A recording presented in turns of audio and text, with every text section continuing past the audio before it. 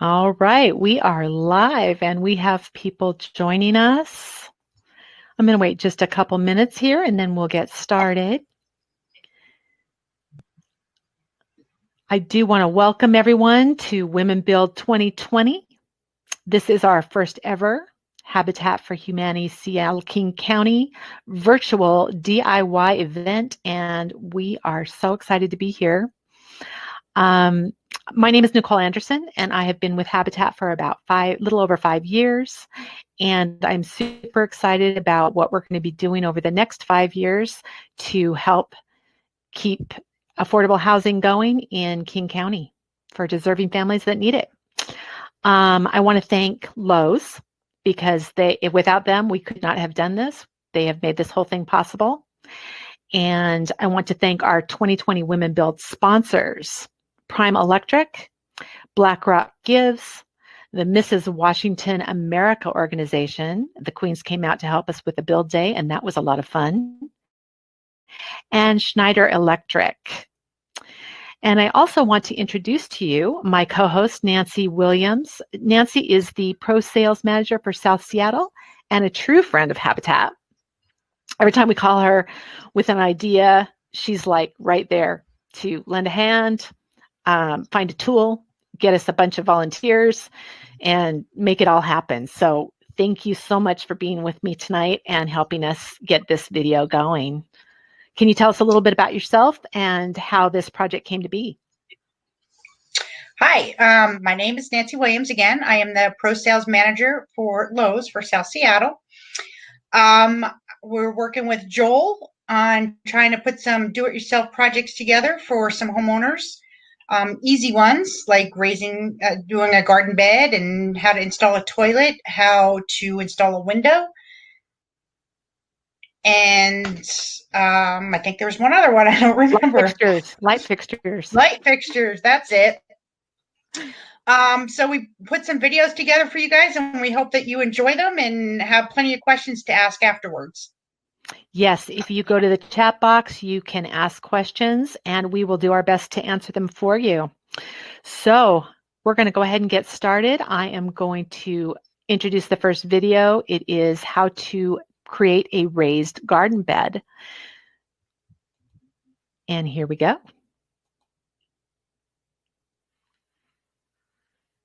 Welcome to Habitat for Humanity Women's Build for 2020. I, myself, John, with Tukwila, Lowe's, and Lynn will be assisting, and we're going to be doing a couple fun projects today. And one of the ones that we're going to actually be doing is a raised bedding planter. And there are some fun and neat things that you can actually do with this. We'll kind of cover the basics of what is actually needed to do that. It's relatively inexpensive, but there's a lot of beneficial things that you can do by making your own garden and that. But the biggest thing is making yourself feel good by being able to accomplish simple things and that. So we'll cover a few things today of how to do a basic planter bed, and it's, like I say, relatively easy, and we'll just kind of work with a couple things one by one. So a lot of the tools that you're going to need landscape fabric, a shovel, tape measure, gloves, a smaller shovel, and a garden hose. It's always good to kind of pre-plan your projects, make sure that everything is actually kind of where you want it, have everything in place. Think of your drainage, think of sunlight, think of things that are actually going to be needed in particular areas for your actual planter. So the biggest thing is once that's kind of established and you've kind of gone through and you can kind of level things out where you actually want it, then there's some fun ways that you can actually build this particular structure with the particular materials. Correct. And so a lot of the times, this is how you're going to mostly basically start it. These things lift up like this. And then your pressure treated wood goes in between the slots. So when you do start to build, find your area, you put these in like this, and you start to do your blocks, like John said, a Lego set. The fun thing is you can actually make them as single levels that are actually going through, or you could actually do it where it's stair-stepped in what you want to do, depending on the bedding plants and the things that are structured for you actually what you want to do. So once you kind of rough draw this out, you know, as you're getting going with this, and you'll kind of adapt to some neat ideas that you're actually going to be able to accomplish the different types of things. And like I say, you can make it different levels. You can put blocks between blocks and actually establish a whole other row down the middle. Here, or start another level here. Other plants could be here. You can plant whatever you want on this side. Seeds, vegetables. Yeah, and it's just a matter of just cutting your materials to go between each one of these blocks. And it's like I say, it's literally like a Lego set. Blocks are relatively inexpensive. The lumber, starting off with a treated course is always a good idea because that's what's making contact with the actual ground. You can use 2x4s, you can use 2x6s, you can use 2x8s. All of those things will still slide down into that particular slide. Then think about basically, you know, the type of plants that you want to do in there, the soil conditions. There are various different soils that you can actually get. There's soil conditioners. There's red-based bed soil that you can actually purchase that are all ready to go for that application. There's soils that do have fertilizers and things that are in there.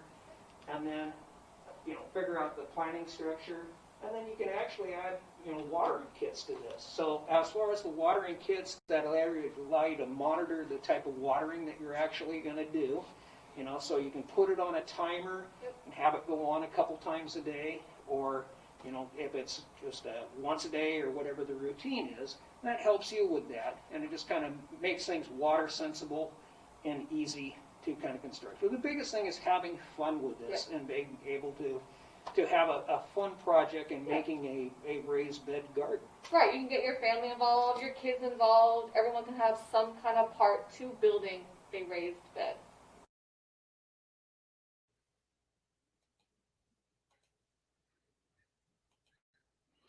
Okay. Well, I'm ready to get my garden going. How about you, Nancy? I am too. All right. Pretty I easy. didn't see any questions. Looks like everybody, they made it really clear, gave you a lot of good advice. Lowe's has all of that and more. So I know I spend a lot in my garden every year and then some, but they have great buys and looks like a great event. All right. So since we don't have any questions, I'm going to move on to our next video, which is installing a light fixture. So this is something that you can do on your own, and we're going to let them speak for themselves, and then Nancy can answer any questions that anybody might have. Here we go. Welcome to Habitat for Humanities. This is a Women's Built project that we're working on, and my name is John Williams. This is Lynn. Hi. We're both from Tukwila Lowe store, and we're going to be doing a basic replacement of a light fixture. Kind of some fun things you want to do. Sometimes you want to upgrade your lighting. You know, with the climate that we have here and the darker times of the year and that, and the winter times and falls and that. And sometimes you just want to refresh things up and put different fixtures. You always want to double check and make sure the type of fixture that you're going to choose for your application is going to go, you know, where it needs to be, and whether it's going to, you know, support the fixture and everything, and the type of decor that you want to go with as well. You always want to take that into place. First thing you always want to do is double check your power source, just to see, you know, you want to play it safe, whether or not the circuit is live. There's a couple different ways that you can do that. One of them is the old school, kind of a simple type of way.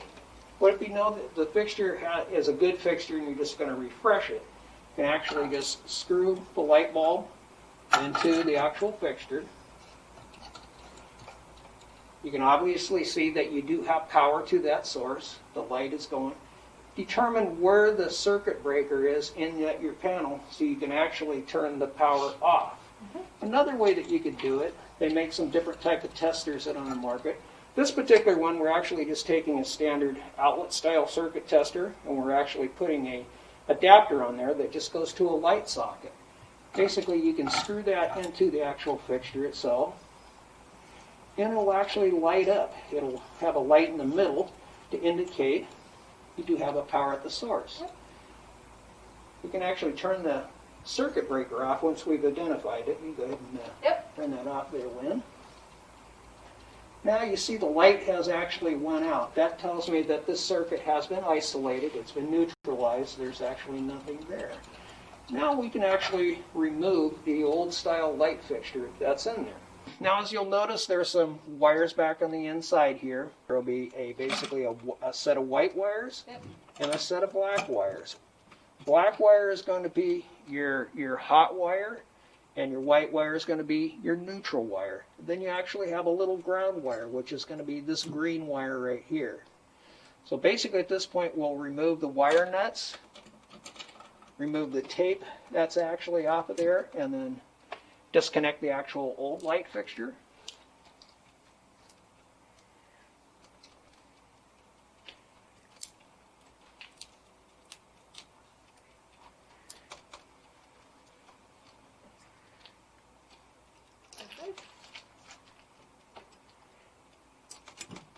So white with white? White with the white, and then you have black with the black. So basically you'll twist those actually together. So all the white ones go together as one, and then all the black togethers will go as one.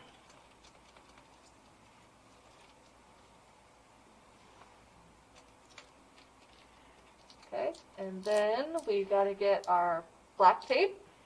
Now what we usually do is we'll cut off a couple inches of black electrical tape, and you want to make sure that you wrap that going clockwise on those, the same direction as what the wire nuts are. That way the wire nut basically gets held in place.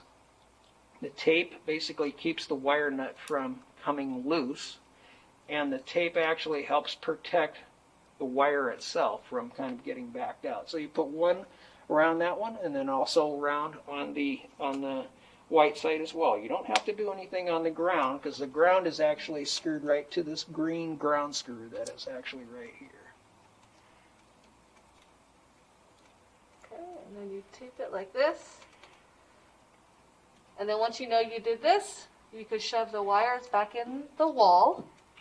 Just double check to make sure everything is snug. Always double check your work to make sure that physically that the wire nuts are nice and tight. It's not touching anything on the inside. Okay, go ahead and back this out just one more time here. And these little posts, you got to just make sure that they're out far enough that they'll protrude out through the actual holes on it.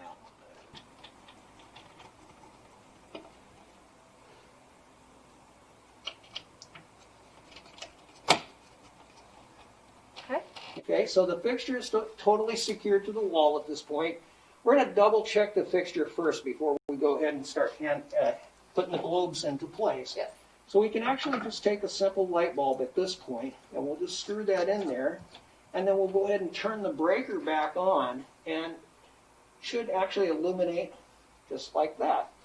Tells us that the light fixture is up, it's wired correctly, it's illuminating the light. Kind of get it right now.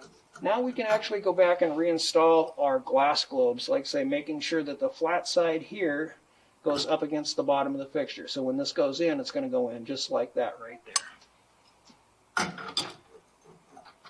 Like I say, the threads are a little bit long. It just takes a minute or so to actually screw those in place, make sure that they're nice and they're secured. Okay. That's number one.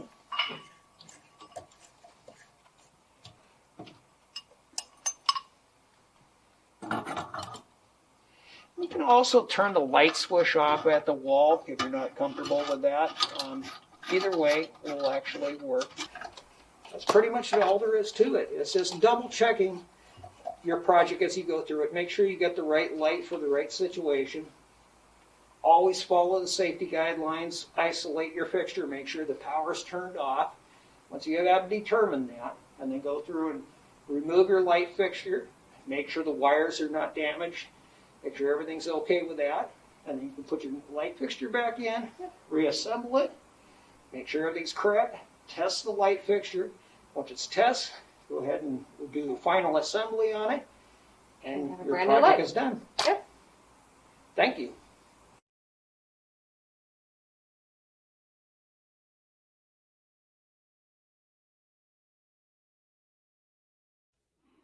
Okay. Well, I now know how to change a light bulb and the fixture that goes with it. I saw one question came in, Nancy, and you answered it. So the device that Joel asked about, what was that device and what should they look for? Where should they look for that? That would be in the electrical department. You can ask any electrical person that's in that department where they're at. They're normally like where the light switches are and everything. It's around $10 for that. What do you call it? You call it like, it's not an outlet tester. It's like a light bulb tester where you just put it in the socket and test it. Okay. Well, cool. Does anybody else have any other questions? How many of those have you replaced, Nancy? Light fixtures? Yeah. A lot. I've replaced a lot. I've replaced all the ones in my house so far. So pro is not just a title at Lowe's, it's your actual function, right? You're a pro? On some stuff. I'm not a real electrical person, but light fixtures aren't that hard to replace. All right. Well, since we don't have any more questions, I guess I'm going to wait just a minute and see if anybody else has any other questions. Anything you want to tell us about replacing a light, fixtures, how Lowe's goes about choosing? Safety is a big thing when replacing a light fixture. You want to make sure your breakers are off, or at least the light switches are off, and because you will zap yourself real good. So safety is a real big concern when you're changing light fixtures. Good tip. All right. Well, now we're going to get into the really exciting stuff. We're going to talk about refreshing a toilet in your home. I don't know how many people have done that, but they may want to. I know I need to replace at least one in mine. So we're going to play that video. And here we go.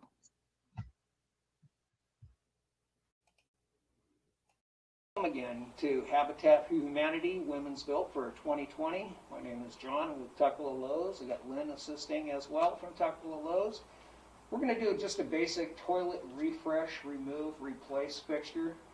We'll just kind of walk through the basic steps that are actually needed to actually do a toilet replacement, and some of the key things that you want to check before you actually do your install to make sure things will apply to what you actually want to do on the install. So one of the things we want to talk about is on the shutoff valves. You always want to double check, make sure that you're able to turn your water source off. So by covering that, by turning the valves off, isolating that, holding the flush lever down, getting as much water out of the tank as possible, and then let up on that. See if any water is actually still coming back into the fixture itself. If it seems to be shut off and dry and no water coming in, usually pretty safe. So then at that point, I usually take an old towel or a rag or something, kind of set on the inside of the tank.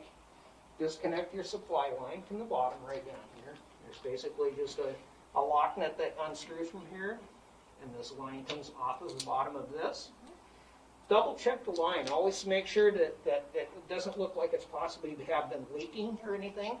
We always encourage, anytime that you do a toilet replacement, replace the line.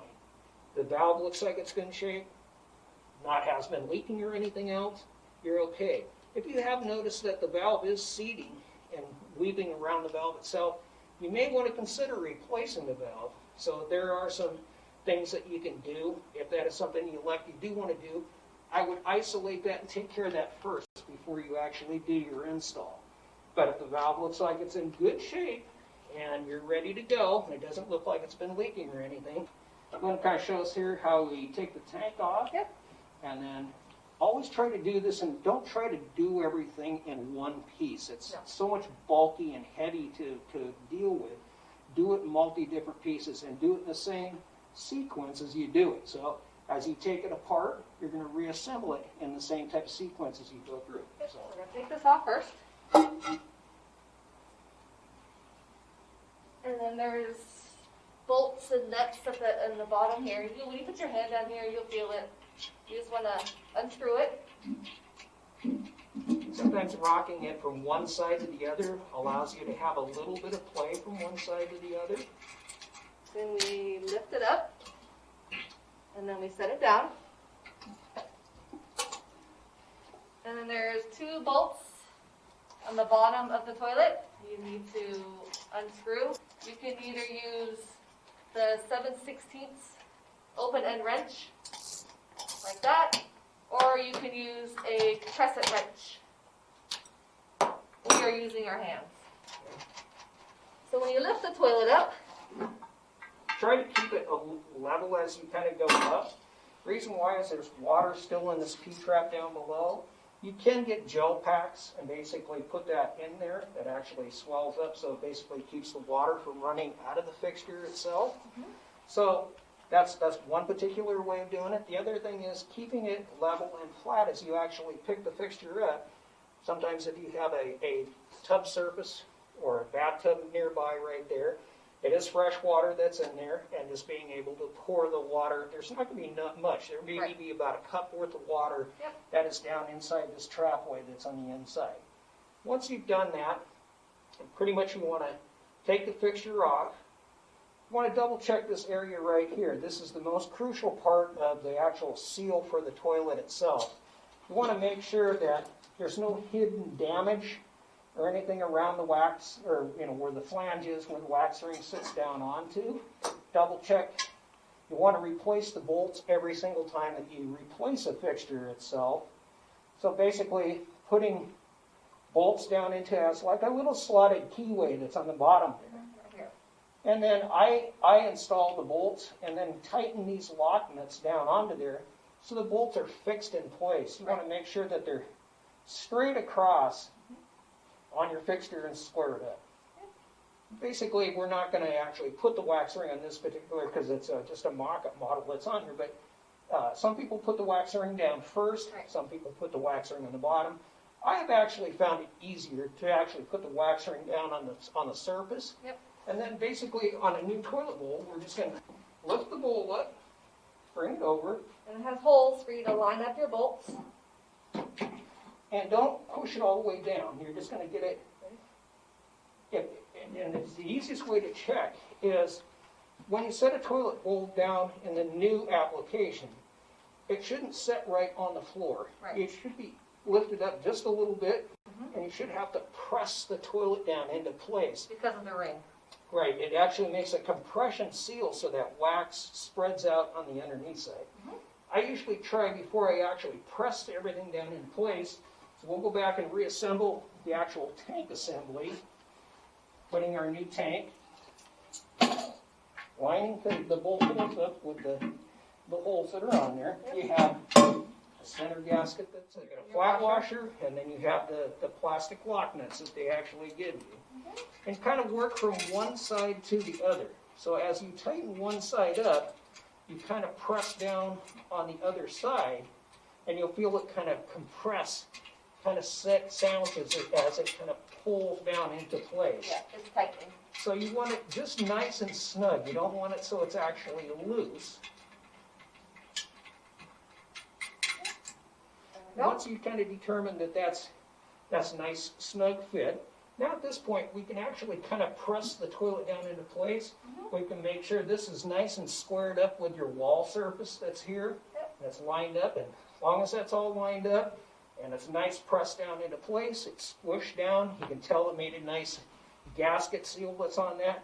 Now we can actually go back and put the lock nuts and reestablish that into place. Yep, and then they'll be sticking out so you know exactly where the washer and the nut go. And you really want to make sure these are tight because when we sit on the toilet, we don't want our toilet to move. Now, like I say, with a ratcheting wrench or a crescent wrench, you basically can go back and tighten those lock nuts up. And then install the supply line that you took off the wall. or sometimes out of the floor, because it's depending on the application. Yep.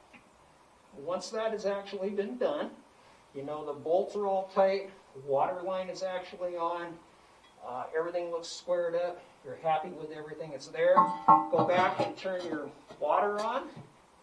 The fill valve should be filling the tank back up, reaches a particular plateau, and it should shut itself right back off. Yep. Installing a new toilet seat, basically it has a lock nut on both sides. Yep. And it's just a matter of, they have little plastic caps that are on the top right here, you lift those up, has a little bolt that goes down through the middle of that, goes down in there, and you tighten those up, and you're good to go.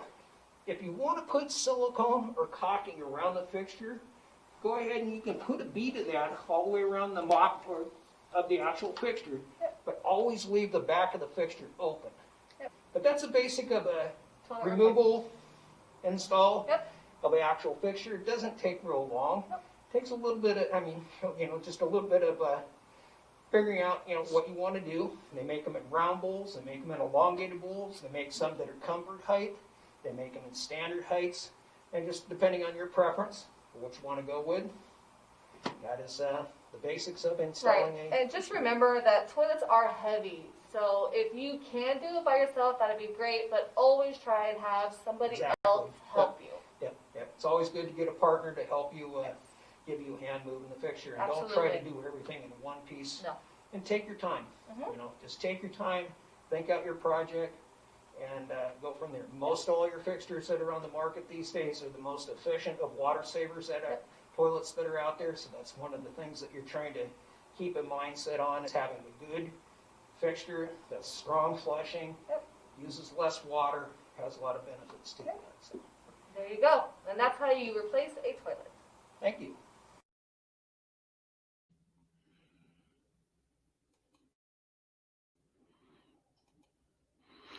Okay. Wow.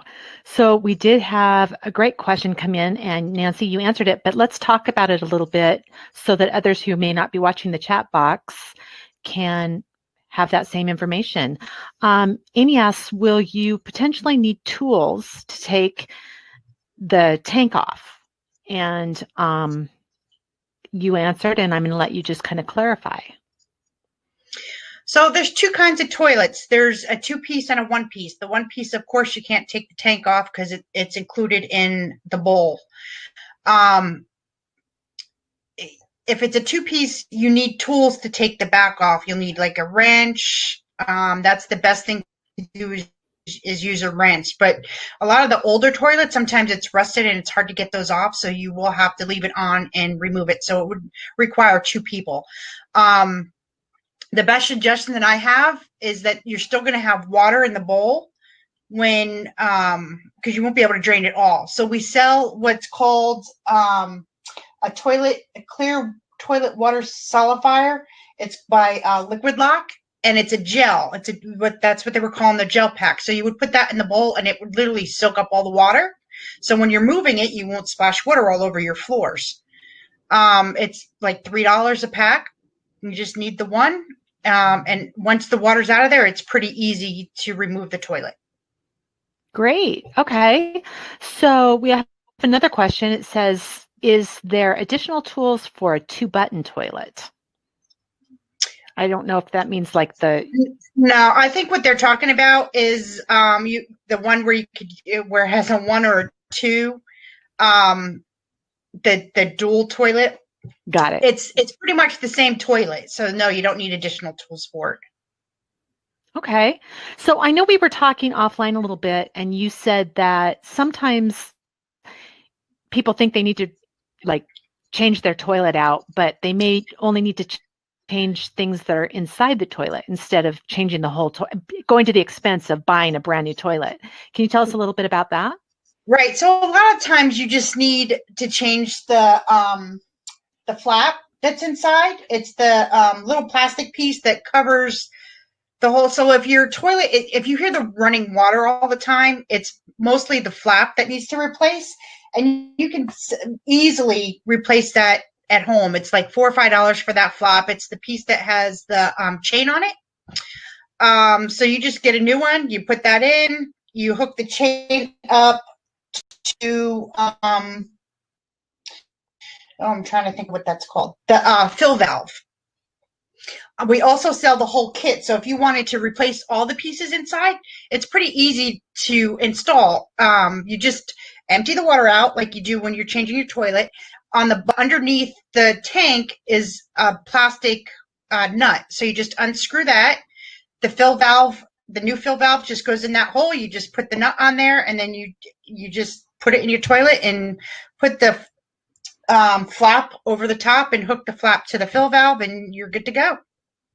Well, And there you it's go. a lot cheaper. I'm just looking at the price on it now. It's like $15 to replace the innards. And you don't have to lift the toilet. And you don't have to lift the toilet. So we got another really great question. What would you recommend doing with an old toilet after removing it? Where can you recycle it? Do you have any suggestions or advice? Most of it you'd have to recycle it like at the dump. You could take it to a dump to recycle it.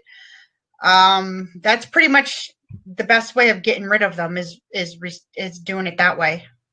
Especially if it's an older toilet, just taking it to a dump. Okay. Let's see. It's pretty easy to install. I don't know what that is. A bidet on an existing toilet at home. Does that make any sense to you? I'm not sure what that is. Talking about like the plastic pieces on the bottom of the toilet? Aram, can you clarify that question just a little bit for us?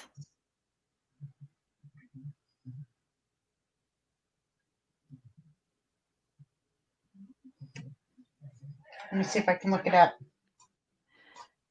It's a European toilet, he said. Oh. Okay, so you know what? We're going to look into that, and I'm going to get your email, and I'm going to try to follow up with you on this question because I'm not sure we have that answer, unless you do.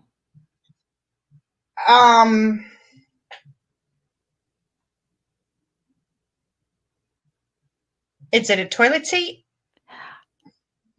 That's when I'm looking it up. It's showing me the toilet seat, or is it the screws for the toilet seat? The equipment that you install in the toilet that have washing function. So maybe a bidet. Is that he's talking about a bidet? Okay, got it. Yeah, I'm talking about like those self-cleaning, the cleaning equipment on there. Yeah.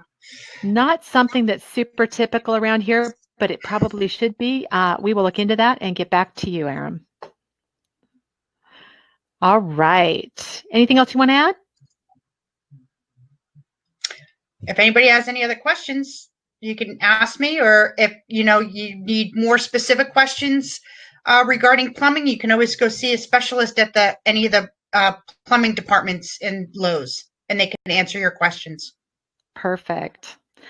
All right, so now we're going to get into one that's a little bit technical. I don't think I would try this on my own, but we'll see how easy they make it look. This is how to install a window. So we're going to play this video and we'll take questions after.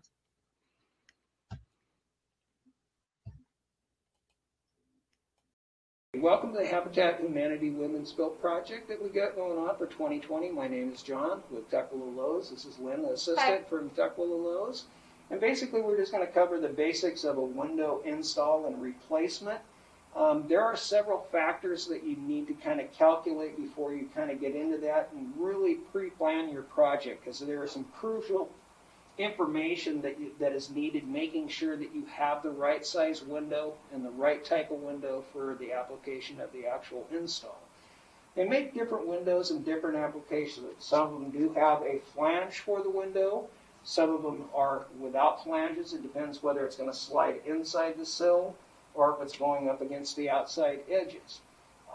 We've kind of created a little mock-up demo of what kind of an exterior of a wall would look like if it was actually sheeted. And we do have like a tie back, a waterproof membrane that kind of goes over the actual sheeting itself.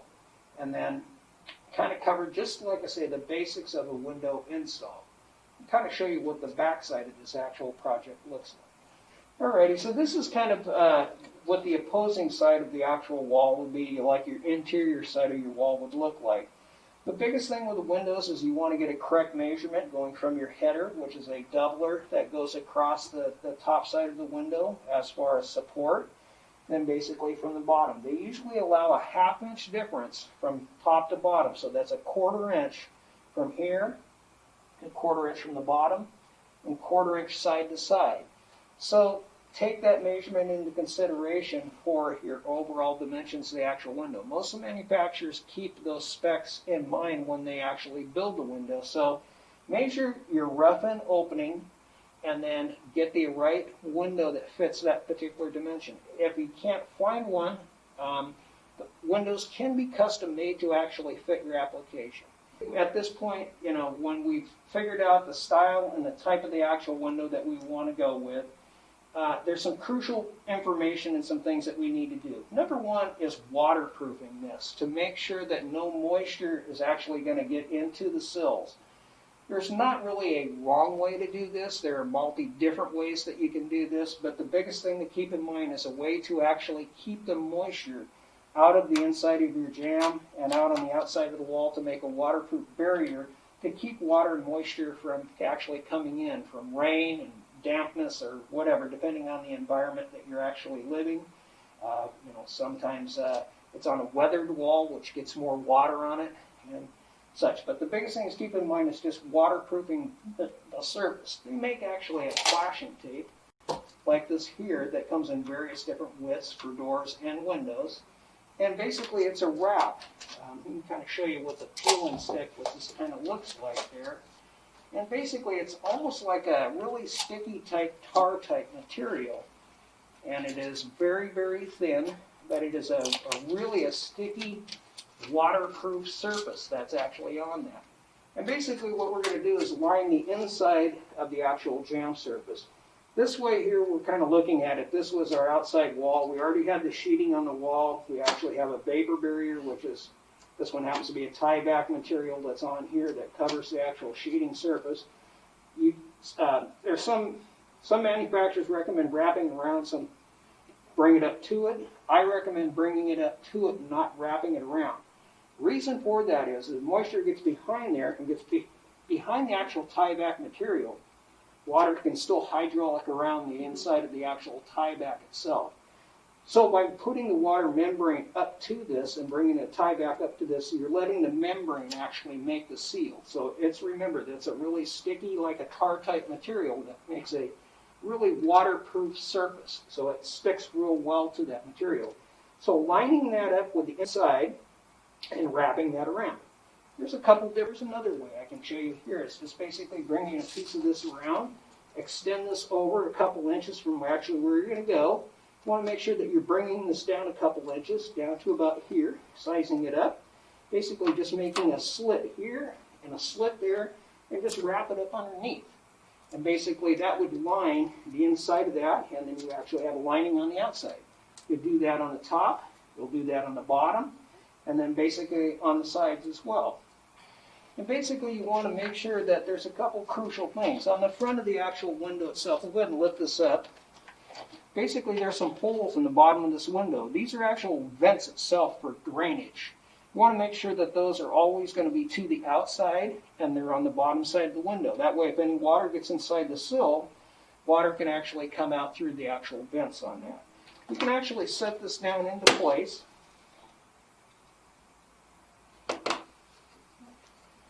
And slide it inside. And the one thing you want to check is check for actual squareness and level. Now we've kind of set the shims in place. Look at the bubble on the level itself. It's right between the two marks. So that tells me that the window is nice. It's set down into place. It's level. It's sitting squared up to where we actually want it to be. And we can actually have, double check all that. It looks like it's fitting flush and square up into everything. At this point we'll go ahead and take the window back out. We know basically these are shims that you can actually put on the bottom of the window. This adds that little bit of 1/4 inch that I had talked about from the top and the bottom. So that will go down into place here. That will go down into place there. At this point, we can actually grab a caulking gun with silicone. And what we'll do is put a narrow bead of silicone right along this edge right here, all the way around the entire window. And naturally, we're not actually doing it. We're just showing you how you should do it. So once you have a narrow bead, keep it back about 3/8 to about a 1/2 inch, right in that ballpark there. And at this point, now we can kind of take our window, slide it back up into place, slide it back in there, press it up against the side. Have somebody go into the inside and double check center from side to side to make sure that we have the same amount of gaps on both sides of the window. Once we determine that we have that in place, we have some more shims on the sides right here. You can actually go back and add these door shims in that little 1/4 inch space.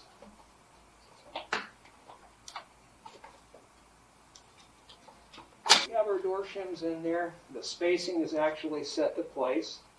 At this point, we can actually go back. That's with these little screw holes here on the side. We can actually take some, you can either screw it down into place or you can nail it. Some people use tar paper nails because they're a nice wide head that are totally flat. You can also use just a standard all-weather screw. Just screw them down into place. And like I say, there's different holes that are down the sides, and there's the nailing flange goes all the way around here. Once you've got that in place, you've gone through, you put all your screws in place. Now at this point, the window's all secured. You can actually go back with that waterproof membrane that we have. And at this point, we can actually cut some pieces, and we can fabricate that and lay that down the actual sides of the actual window. So that's going to overlap down the sides here, allow about a 1/4 inch between the edge of this membrane and the actual window itself. That will make another waterproof barrier that actually goes through there. So now it's sealed from the inside, it's sealed underneath, and now you've sealed from the outside. A lot of times you'll have like a wood trim or something that goes around the window and trim the wood out. It depends on the window style, and the application it's got to go in, whether it's flush mount or whether it's that. So there are different ways of actually installing this, just depending on the style that you want. Choose the correct window, determine what is actually going to be needed for the actual job, take your time, kind of think it out. If you feel really challenged about the application of trying to install the window, there's plenty of sources out there. Lowe's is a good source. We do window replacements. We can come out and give you an estimate on the window, what it would cost to do replacements on windows as well, if you feel challenged and feel that might be just a little bit out. But if you just think your way through these little projects, there's a lot of stuff that that you can actually do. Yep. And it's just that little bit of extra time, a little bit of incentive, and it saves you some money, and you feel good about doing it. You feel good that you've accomplished this and you're able to do that. Always take safety into consideration. Think out the project, and just take your time.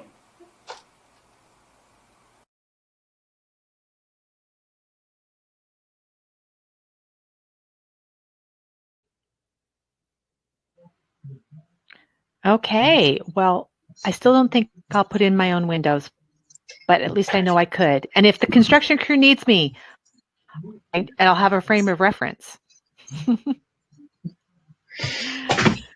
So it looked like there was a little more chat on the bidet, and Nancy found out some information that she might want to share with us. Yes, we actually sell the toilet seats with them attached. We have some that are in stock. I'm looking at it now. There's one in stock that's actually a heated seat that has with it all on there, and it's $269. There's that are a little bit cheaper than the $200, and there's some that can go all the way up to $670. It's just whatever there's different aspects of each one. So whatever one that you like, we sell them. Awesome. Well, during the winter, I might want one of those. Looks like your heat sounds cool, Joel says. Okay. Yeah, they're There you nice. go. There you go. All right. Well, I want to thank Lowe's, your people at the Tukwila Lowe's who joined us to help out and make these great videos. We really appreciate them and everything that they put into it. While we were in the middle of planning this, Nancy, I think your video is frozen a little bit. If you want to turn it off and turn it back on, maybe. Nope. DIY and decided that they wanted to build their own pallet couch. So some of our new AmeriCorps class that has joined us this year got together and made a pallet couch and filmed it. So I'm going to play that video for you, and we're going to check out what they did and learn how to make our own pallet couch. So here we go.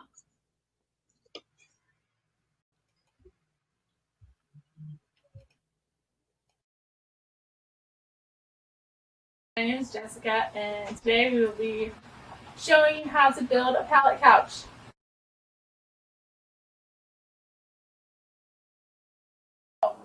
Today we will be sanding down these pallets because they're a little splintery and we don't want anyone to be sitting and relaxing and then get stabbed by a piece of wood. So today, for safety purposes, I recommend safety goggles. Even though I'm wearing glasses, they will not protect my eyes from anything that flies at me.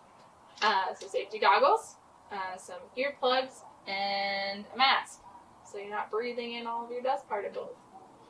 And then we are ready to sand.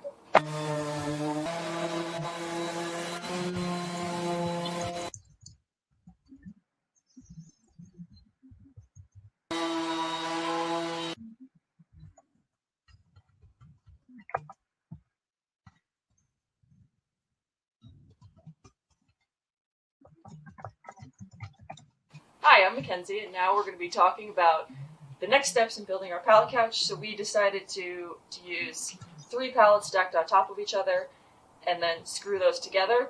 And then we have 3 stacks. So we have this one, and then one with the red and blue. And so we are going to use a drill and screws and wood screws to screw them together. And then because of our pallets are different sizes, we are going to be using a 2x4 in this specific stack between 2 of the pallets to account for the size difference from the stacks behind me.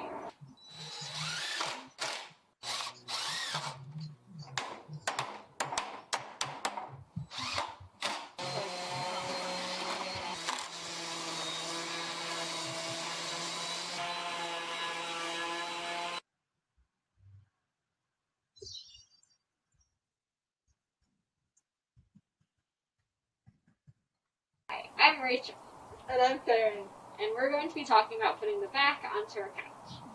So this stack of pallets, the bottom pallet sticks out a little, so there's a wedge on this side because the pallets are different sizes. And so in order to work with that and create a shelf, we're going to put this smaller pallet right here on top of the wedge. And that way it deals with the differences in sizes of the pallets. And we'll screw that in, and then behind that, we'll put one of these taller pallets, and this back will continue around the couch.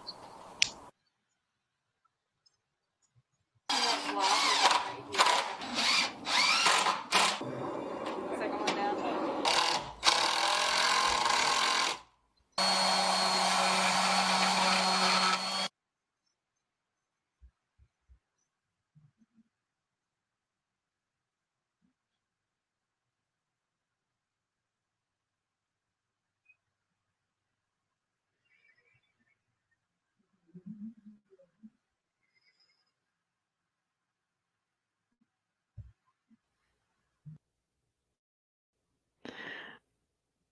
Okay, we're back.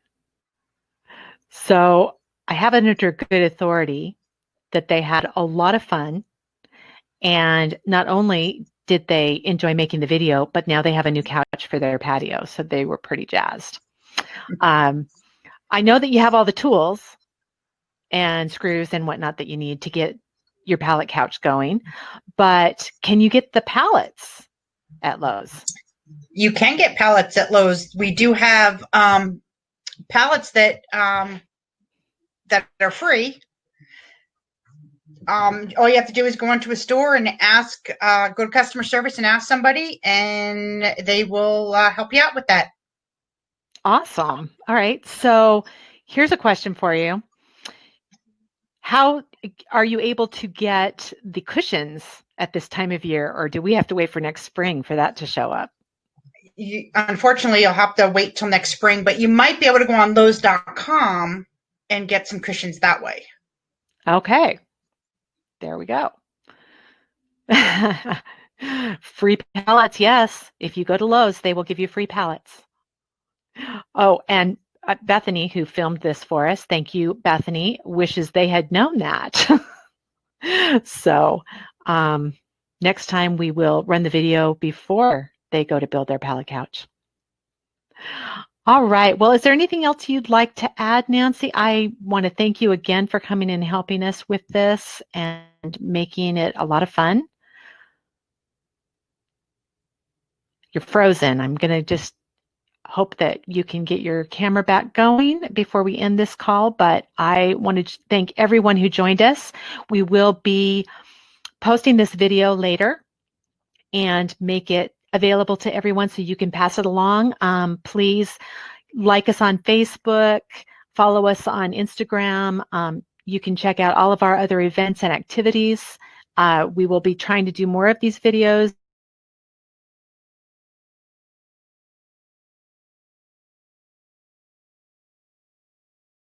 Talking about resiliency in COVID. And I do want to mention that although our AmeriCorps were all sitting on the same couch, they did have their masks on and they all live in the same house. So just throwing that out there so that everybody knows they are abiding by the rules. Again, I want to thank everyone for joining us. We had a great time. I will send a link out to everyone with where you can find the video and you can share it. And thanks for coming. Nancy, do you want to add anything? Thanks for everybody for joining. If you have any questions, you can see any specialist or anybody at the Lowe's stores. All right. Well, everyone have a great evening, and we look forward to the next event where you can all join us again.